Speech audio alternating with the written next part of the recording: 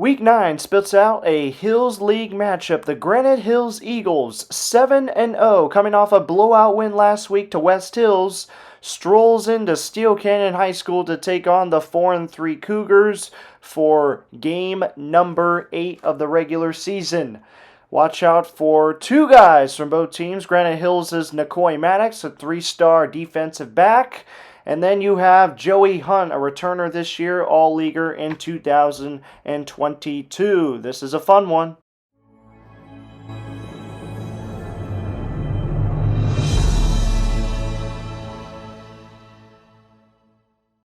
Let's start off the highlight reel by saying the same number twice. 21 for 21 yards. Jonathan Sublon over the left side and down the sideline before he gets tackled out of bounds.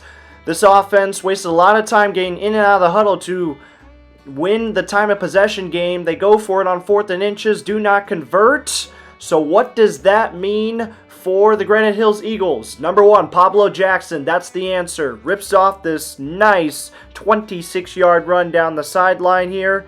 And then on 4th down for Granite Hills, who do they go to? They go to their big, true freshman, Zachary Benitez, 6'2", 200 pounds, lowering his shoulder to get that extra yardage for 6. And then Pablo Jackson, call his name once again because he is elusive, puts Granite Hills on the board first in this one. In the Week 9 East County Game of the Week, brought to you by El Cajon Ford. And then, second drive for Granite. Pass interference call right there. Sets up this chip shot field goal for Granite Hills. It is now 10-0. What is Steel going to do offensively? They are going to do nothing because Granite Hills has the ball once again. Zachary Benitez completes to Josh Zander on that pass. And then, how about Pablo Jackson once again? Look at this run right here, folks. He was on it in the beginning of this game.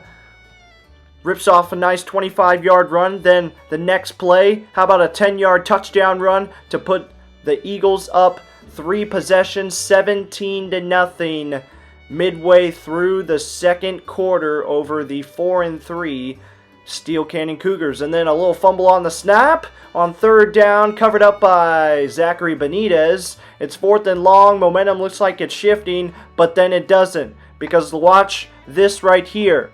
This is Brendan Lewis with a fake punt play, and then he runs it for a first down. It was 4th and long, and they were able to convert, and then Granite was able to score on that drive, 24-0.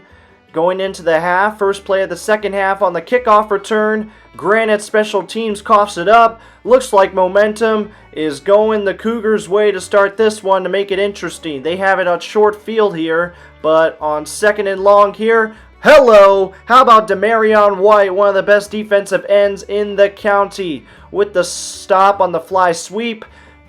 Steel Canyon has to punt it here, and look at this beauty of a punt, one of the few highlights that the Cougars had, but that was an absolute beauty there. But this was the turning point of the game. Although the game felt like a large deficit, this is where it really felt demoralizing for Steel Canyon. Because look at this. A nice defensive play turns into a touchdown off of a deflection. That's Brendan Lewis for an 87-yard lucky gallop into the end zone. It is now 31-0 for the 7-0 Granite Hills Eagles. And it did not stop there. The bleeding did not stop for the Cougars on this little run play right here in the 3rd corner. Fumble recovery by the Granite Hills defense, setting up another Brendan Lewis touchdown. This would be his 3rd of the game.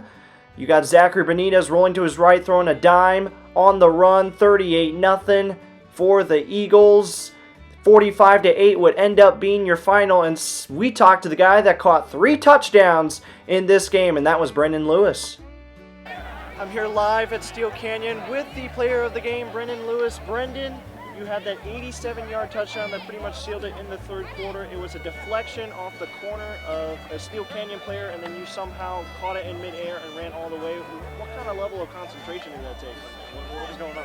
I mean, yeah, it was a great play in general. You know, I was running. I was able to get past the defense. I'm glad Zach was able to see me downfield. And then once he threw it, I was just following the ball. And then out of nowhere, the corner came, he tipped it. And I just saw it. I was like, oh, I have a chance to get this. And once I caught it, I just turned. I was like, you know, I just got to run. And, you know, I felt like it was definitely a game-changing play in this game, even though, you know, we were already winning by a lot. But I feel like we can use this momentum for next week. You had 3 touchdowns tonight, and it seemed like you and Zach had a really good connection going throughout the entire game. What did you see on film? You know, where did you beat your corners man-to-man? Did you find the soft spots in the zone? How were you getting open?